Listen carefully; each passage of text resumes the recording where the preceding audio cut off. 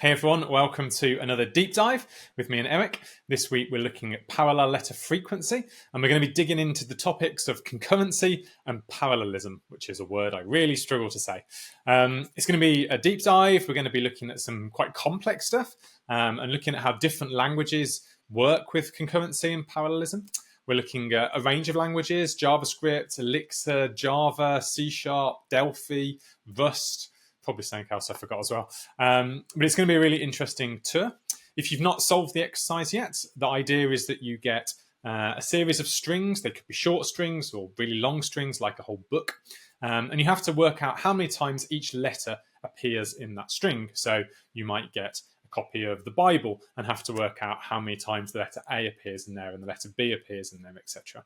You might also get a copy of the Quran, and then you have to work out how many times the letters appear in both. And the idea of the exercise is, rather than just going through one book and then going through the next book, you go through each book in parallel. So yeah, Erik, let's dig straight in. We're going to start off with JavaScript. JavaScript is using concurrency. Do you want to talk us through how the JavaScript one is working first, and then we'll discuss a little bit about what concurrency is and how it compares with parallelism? Yeah, so the exercise is parallel letter frequency, but nothing is actually happening parallel. So spoiler alert. We have a function called parallel letter frequency, and text is obviously the list of strings. And then we start out with defining our object, which will be like our dictionary that has as the keys the letters, and as the values their counts, their frequencies. So nothing special there. But on line 3, we're doing promise.all. And unless you're familiar with JavaScript or your language has futures, you might not understand what is a promise. It sounds very vague. Well, basically, concurrency and promises are directly related in this case. A promise is a form of concurrency in JavaScript. And that, of course, leads to the question, what is concurrency? And concurrency is a mechanism where you can have multiple tasks, multiple things being calculated, doing things, but they can start and end at times where you don't really know them. So you can have multiple tasks that are actually starting, but they haven't yet finished. It doesn't mean that these tasks will be processed at the same time. That is not what concurrency is about. That is what parallelism is about. But we will come back to that for now. I think a proper analogy could be you're in the kitchen, you're baking an apple pie, you're by yourself, and you have to create the dough, you have to slice the apples. You could do that just by maybe doing the dough first and then doing the apples. That would be a sequential approach, which is how we used to program to, like doing things sequentially. What you could also do is you could start kneading the dough. Then before you're done, you could start with doing a couple of apples, return to the dough, do another couple of apples.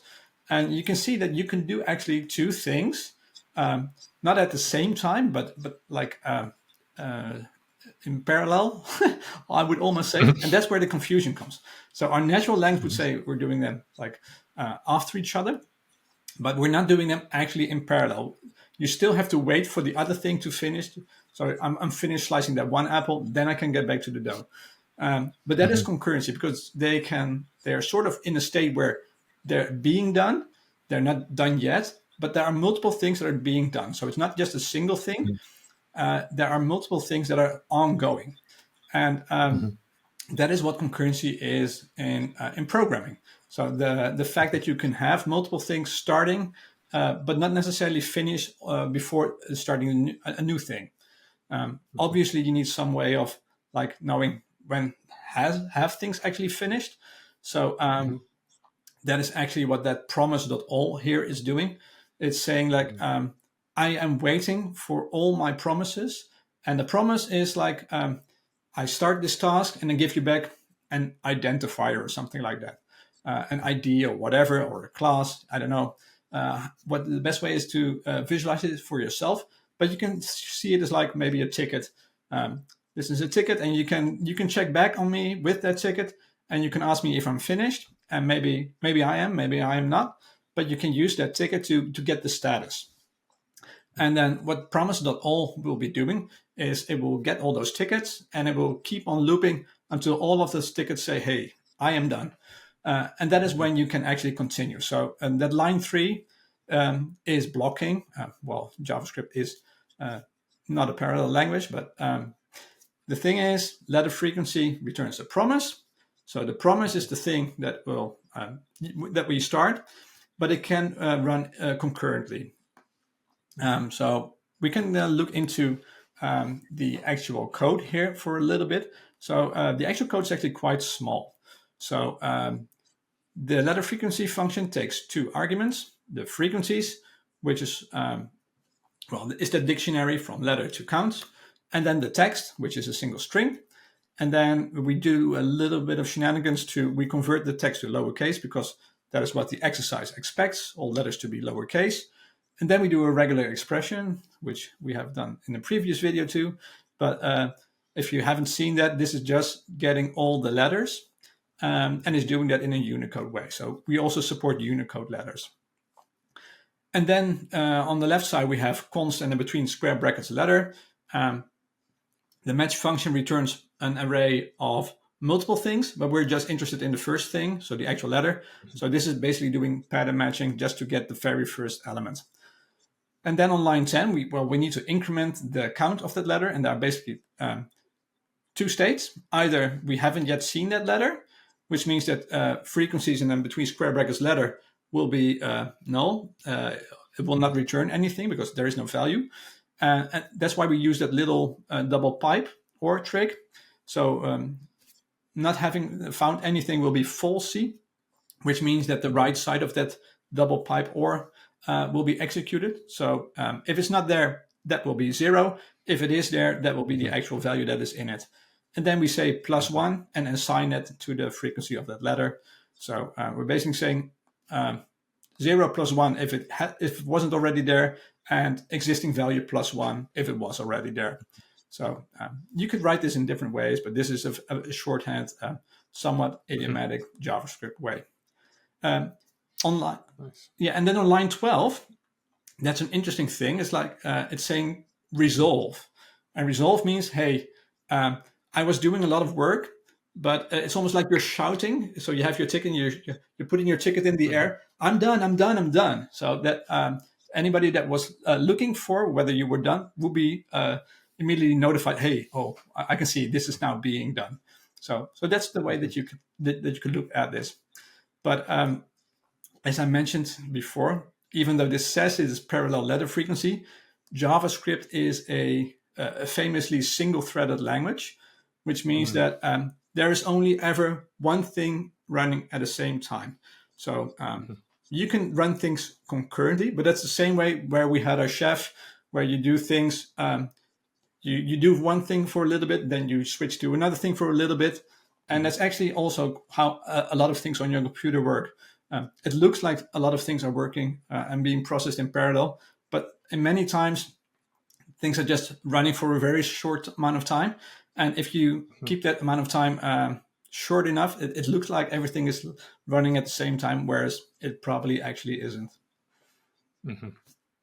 And one of the key things in this solution as well, and we'll look at this in lots of ways moving forward, but is that the frequencies variable is being shared between all of these different promises. And next up, we're going to look at Delphi in a minute, where we look at locks in Delphi. But is there any risk in JavaScript of sharing this variable in this way, or is the fact that it's everything's happening concurrently, does that get rid of that risk here? Basically, yeah. So, the risk is extremely low here anyway, because we are incrementing things. We're not directly overwriting them, so that makes it a little bit better. Mm-hmm. But there is basically no risk of having 2 things trying to update it at the same time, because that just cannot happen in JavaScript. So I think it's perfectly safe here. Okay. It's also why doing things concurrently and sequentially is a lot easier than parallel programming. So we will see that in this video. Yeah. Well, let's look at Delphi next, Erik. because the main point I think we want to talk about in Delphi is the sort of the locking of this variable. So we probably don't need to go through all of the Delphi you can code. go down. On line 31 is where it actually starts. But yeah, if we look here on line 31, do you want to talk us through what's happening here? Yeah, so this is a loop going from the beginning of the input letters to the end. So it's just like a regular for loop, but it's not exactly a regular for loop, because it's a parallel for loop. So this means that the code that is inside that for loop will be executed in parallel, and this is actual parallelism. So this means that if you have more than one CPU, or you have multi-threading or whatever, then things will actually run at the same time, because there are multiple CPUs that can actually do stuff at the same time.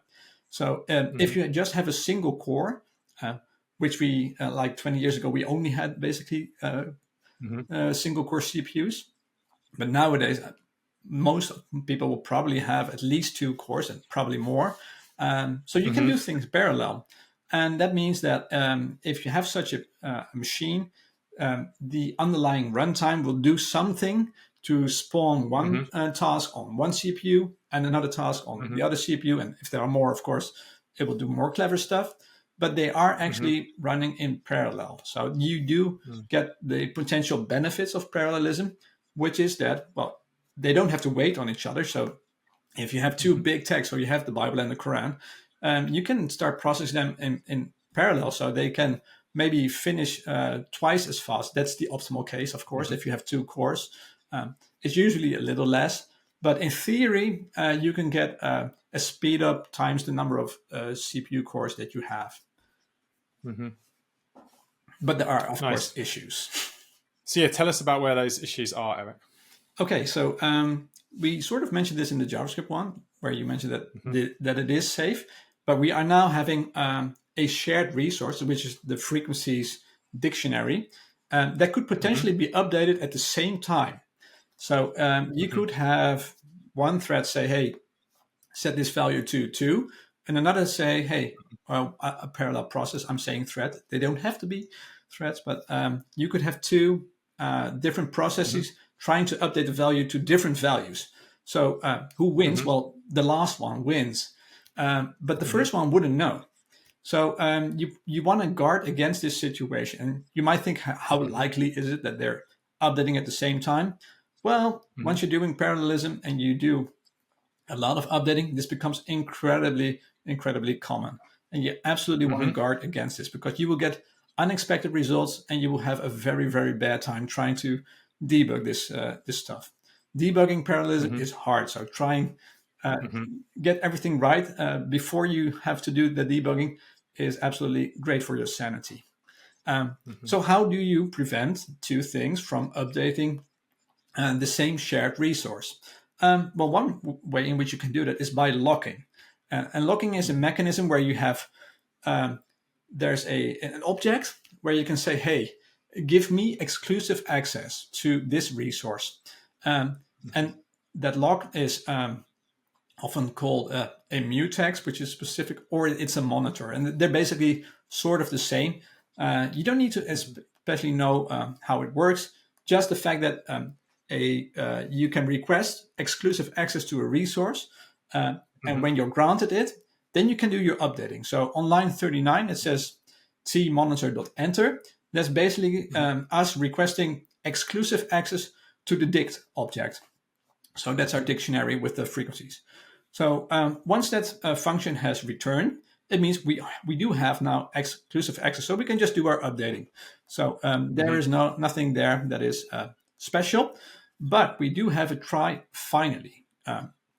And that finally call is always executed, regardless what happens above. If it went well, it will be executed, but it will also be executed when something fails. And this is very, very important, because in that finally clause, it says tmonitor.exit, and that's the call to that monitor object to say, hey, I'm done.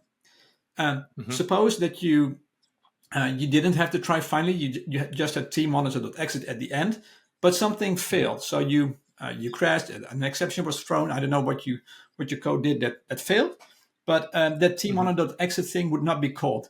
That would basically mean that it would never get the signal from, hey, I'm done. So it would always be blocked.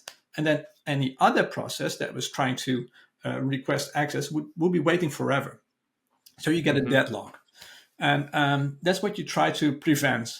So you always want to make sure that when you have requested access to a resource, that you always free it at the end. And that's what's happening here. So, and just to be clear, so once I have exclusive access, if the other task tries to update too, once it tries to call enter, it will just block, it will wait. And that method, that function will only return, it will only give us access when that other processor says, I am done. So that's a blocking call. So that's why it also calls a deadlock, because it will be blocking forever if it's never released. And that's why you use locks. So they are both great, and you have to be really, really careful to properly manage them. You can also get situations where you have two different processes that are, one locks one variable, the other locks another variable, but then this one needs to get access to this one before it can let go of its first variable. And so you end up with two processes both waiting on the other one to release a variable before they can finish. Yeah. And that's another risk with deadlocks. And you often see that in locks in databases, where something needs to access a bit of data in the database, but this thing needs to access the other bit of data. And you both sort of get halfway through a transaction, and then you're both stuck. And yeah, as you said, it can be very, very hard to debug, because you just end up in these situations where everything's stuck. And yeah, it can be very painful. So we'll look at some other ways of doing things without using locks. Yeah. One final thing about locks is that you want to keep that bit of code that is in the locks state as small as possible. And you want to do as little work there as you can, because otherwise the likelihood that others will have to wait for you to finish will increase. So if you would try locking, a very big amount of code, then you would lose much of the benefits of parallelism, because many of those parallel tasks would always be waiting for another thing to finish because it takes so long. Yeah. So try and make this as small as possible. Yeah. Cool. Let's look at the next solution, which is Go. And this is using a different method again. We're looking at channels and Go routines and fun things here. Erik, take us through it. Yeah. So Go is absolutely, I think it's the unique selling point of Go was that it would made a concurrent programming incredibly easy. So it also has parallel programming, but in principle, it's a form of concurrent programming where you have something that's called a Go routine. So on line 8, there's a function, and it's looping over the string. So R is the character, and then you just increment. And apparently Go does something nice where if it previously wasn't set, it will default to 0. So that's a nice convenience. But other than that, it's very similar to what we did in the JavaScript and in the Delphi code. The interesting parts come at line 20, 21, where you have a for loop, and that list is the list of text. So we're iterating over that list of text, and then we're saying go func with a single parameter s. So it's not just we're defining an anonymous function, so a function that has no name, and then within those curly braces, that's the thing that gets executed, and it says ch, and then there's a pipe with the frequency. Well, the bit where it says frequency is probably what we know. That's the function that we just saw that calculates that frequency. But what does that ch thing? What is that? Well, ch is defined on line 19, and it says make a channel of frequency maps. So chan stands for channel, and channel is a way where we are starting concurrent thingies, but they have to communicate the results. And with JavaScript, we didn't really have that issue because we could just update our shared resource. But now things are actually like in their own unique state. So we have some way of getting back the data. And a channel is a type safe way, and it also prevents all those nasty parallelism issues that we discussed, like deadlocks, etc. So it is a great built-in feature of Go that you can then use later on to listen for the results. But just to make it very clear what is happening, so on line 20, we are iterating over the text, and on line 21, we are starting our coroutines. Our Go routines, which is concurrency. We're not waiting for that frequency to finish processing. It's immediately starting to execute in the background, and we're going to continue on the next thing. And then on line 24 to 26, we're doing sort of the waiting game. So we're saying for an n number of items in list, we don't actually care for the actual text at this point, just that we know how many results we should be getting. So you could also say for I is 0 to the length of the list minus 1 or whatever.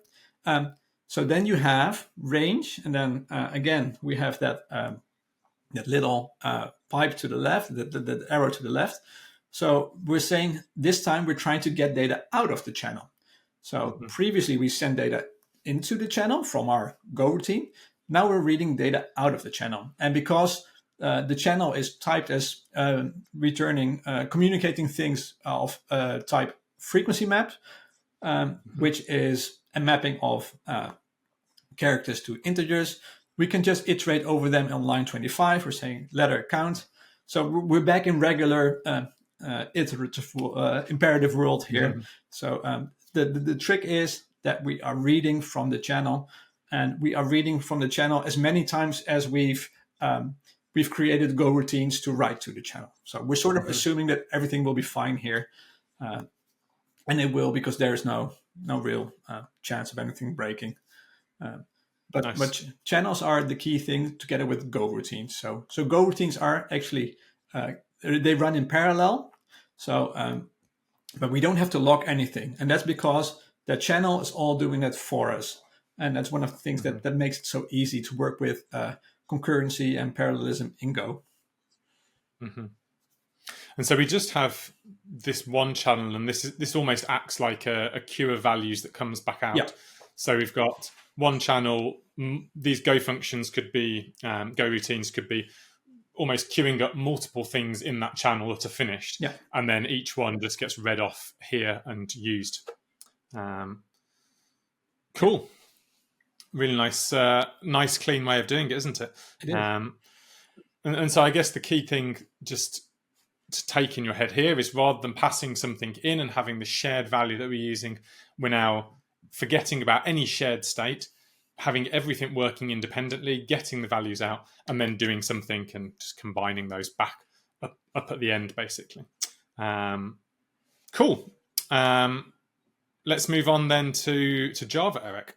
Yeah. So Java is a bit of a mixture of things that we've already seen. So we have on line 20, we have our loop. So we have a for each loop, but there is a thing that is called before it, and it's called parallel stream. And you can probably guess sort of what it does. It means that the regular string list is converted to a parallel version of it, where a for each has, again, like in the Go bits of code, a block of code that is executed in parallel. So that's all fine, but Java doesn't use that, at least this solution doesn't, that channels mechanism that Go uses. It has what we had in JavaScript and in Delphi, a shared resource on line 9, which is letters count. So that's a dictionary or a map, it's called in here. But it is a special type of data type where it has concurrent prefix to its type. So it's a concurrent map, and you can probably guess why it is called that way. And that's because it was designed to be updated and used from concurrent processes, concurrent tasks. So in previously, where we had to do a bit of locking, we're now basically saying, hey, we don't care about that locking. You handle that. So this is a data type specifically designed to allow concurrent updating of it. And usually the method that you use is quite similar to the non-concurrent version, but it is probably a little bit different because you have to account for this fact. So what happens if something is already there? But in this case, there is also a nice utility method on it. So on line 23, we're saying letters count.merge, and we're saying the character is the key, 1 is the value. So that will be the case if the key wasn't already there. But if it was already there, so what should we do? We're basically saying that's like a method that you pass in. So it's a higher order function. But you should read that as if you get passed in the existing value and you get passed in the new value, which is 1. And then you just do plus on them. So this is just a very short way of writing that. But the key thing about this is that parallel stream makes it easy to create a block that's being executed in parallel, just like we had in Go, and that the data structure itself handles all these concurrent updating for us. We don't have to worry about adding locks ourselves. And whether or not the concurrent map uses locks itself is, I don't know, we don't care. There are also lockless data structures that can do stuff like this. But for now, we can just assume that concurrent map does things concurrently in a very safe way. But only use this when you need to. If you're not doing anything in parallel, just use a regular map because there is overhead, of course, involved in allowing for concurrent updating. Nice. Makes everything very simple, doesn't it, when you have these concurrent data structures to work with. And continuing on that theme in C#, I see this as parallel method on line 7. I'm guessing this is doing a similar sort of thing, Erik. It is, yeah. And C# also has those concurrent data types, but we're not using that here. If you have used C# before and you have used link, and if you haven't used link and you are using C#, definitely check out link because that's absolutely fantastic. Most of this code will be, it looks like regular code. So aggregate is what other languages call a fold or a reduce, where you have an initial value, and then you keep on updating that value with some result that you get from a function call. Now, that function call is add count, and add count takes in 2 parameters. So the first one is the dictionary, and that's like our intermediate state. So you can see that as our shared resource being passed in.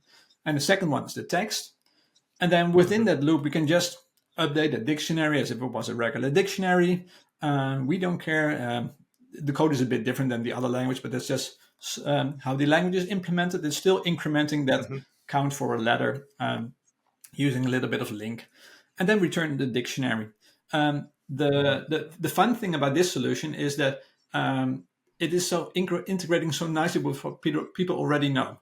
So if you were to write a asynchronous, non-parallel version of this, you could basically just remove as parallel, and then it will be a perfectly fine serial version of the algorithm. And just by adding as parallel, you get all the potential benefits of parallelism. Of course, it's not a silver bullet, and we'll get to that later on. But in many cases, if you know that you have big text, you have a lot of text, just doing as parallel could give you an incredible performance benefit while still being applied to the same patterns that you're just used to in C#. Nice. So under the hood, That's it will really, do really all the cool. clever stuff with the concurrency, etc. It might actually use a concurrent dictionary under the hood. I'm not entirely sure what it's using, but it's probably doing something differently. But it will do that for us. Like Go really does a lot of those cool things in Java. Yeah.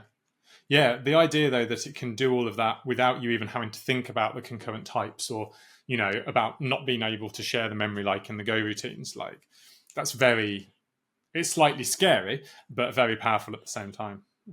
It will be scary when it goes wrong.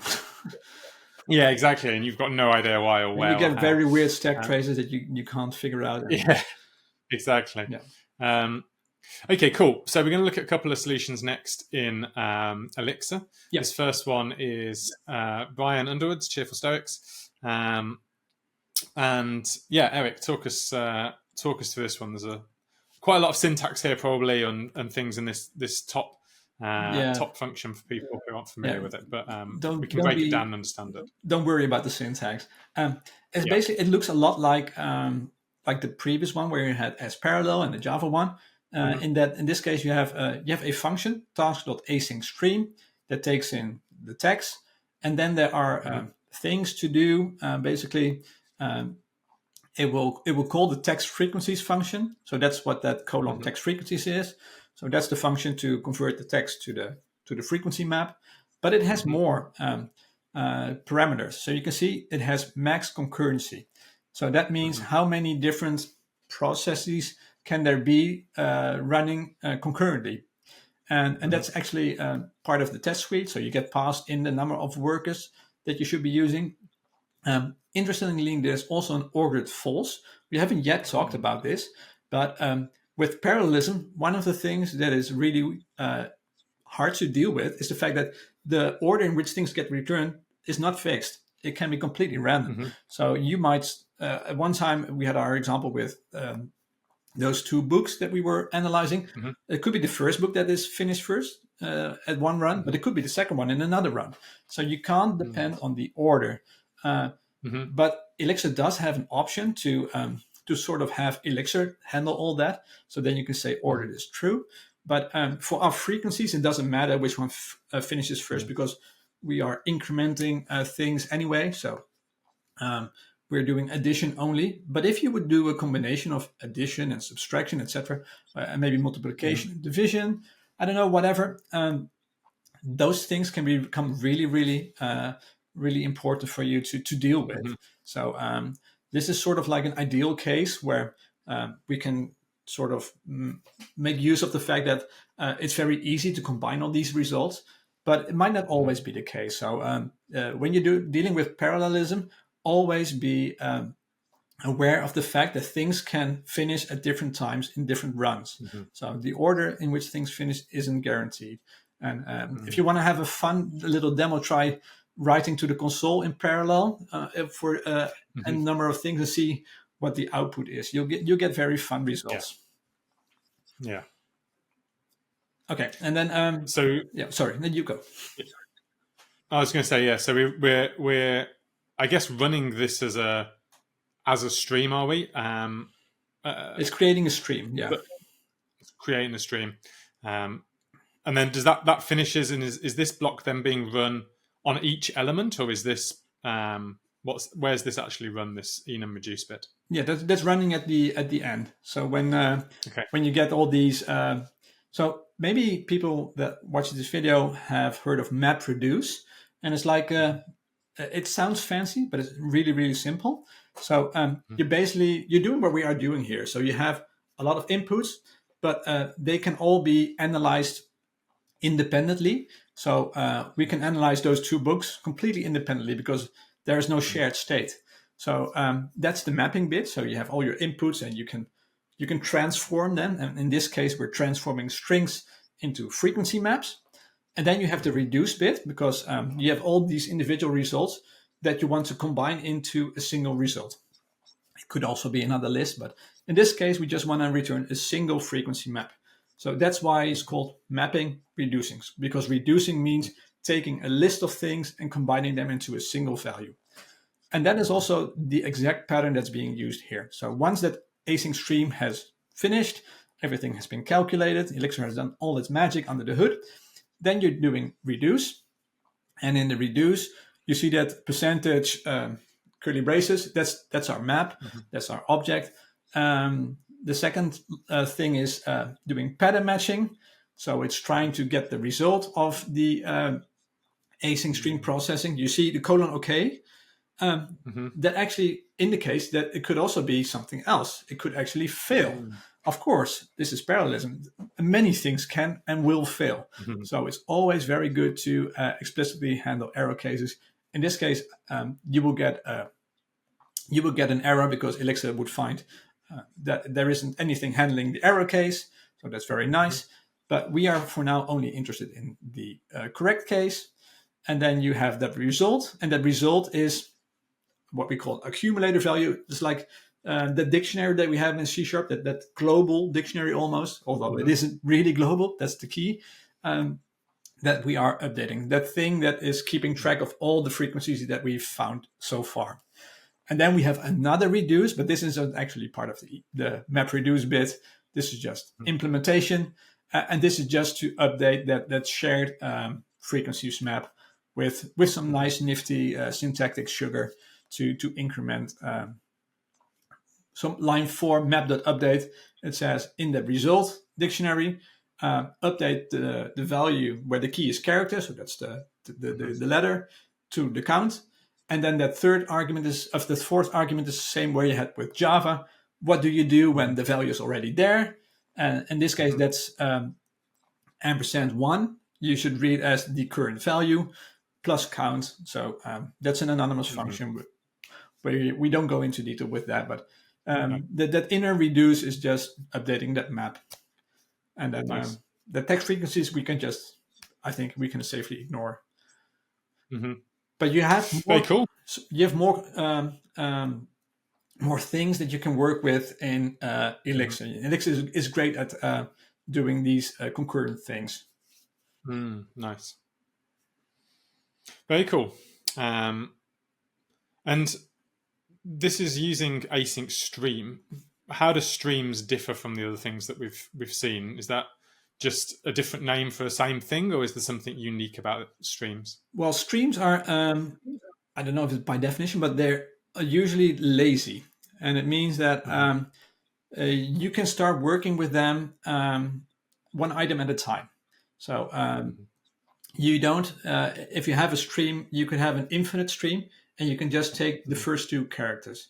So streams are lazy, where when you read from them, you just read that first item or that n first items, but you don't wait for the entire stream to finish usually before you can do stuff with it. And nice. This has a lot of useful properties, but it can be great for memory, because you don't have to materialize all the results because you're processing them one by one.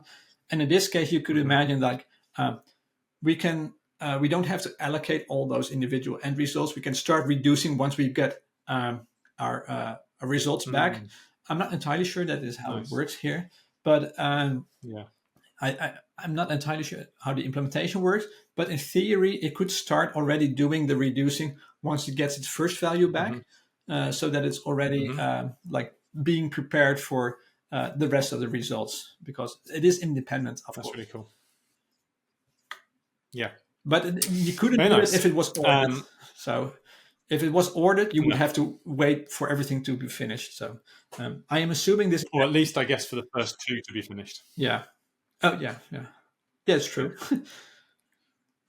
So then looking at another Elixir one, this is similar in terms of the parallelism and concurrency thing. Yeah. But the interesting thing in this one is actually about the way they've solved the exercise. Yeah.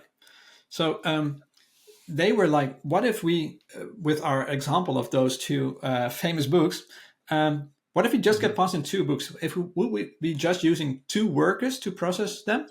That would be maybe not optimal, because there's a lot of text. What if instead of dividing those workers based on the number of elements we have in those, the number of elements in that list of text, we concatenate all the text to a single string, and then we're basically dividing up that string into parts according to how many workers we have. So you might have one task processing the first part of the Bible, and then another the second part, and another the third part, etc., etc. So this can be very wasteful if you have, because you have to concatenate all those texts, so you have to create a very big text. So that is memory being allocated. But in case of 2 very big inputs, this might actually be faster still, because you can better use the parallelism on your machine. So it depends, of course, if this is useful, but I found the way that this person like sort of flipped things around a little bit very interesting and a cool way to look at it. Yeah, I really like it. if you've got like 20 cores in your machine, this is a much better way of thinking about everything, isn't it? Yeah. It disconnects the implementation from the actual amount of data you get passed in, which is quite nice. It's like, let's make an optimal implementation and not worry too much about whether we have one thing or whether we have 100 things coming. Cool. So yeah, this is exactly the same sort of things just in async stream and the other things we looked at here. So maybe the links to all of these will be in the video. Maybe you want to take a look at this and compare it to the Elixir one and see if that helps you sort of get your head a little bit around how the Elixir stuff is working here. Cool. And then the final solution we want to look at is one in Rust, which I know will make a lot of the viewers happy. So again, if you're not familiar with Rust, it's probably a little bit lower level, just at a glance, a lot more going on. But Erik, tell us, do you want to talk us through this? We've got, I guess, the frequency function at the start the same, and then we start doing more stuff from there. Yeah, so line 5 to 17 defines an inner function, so a function that's only available to be used within the function frequency itself.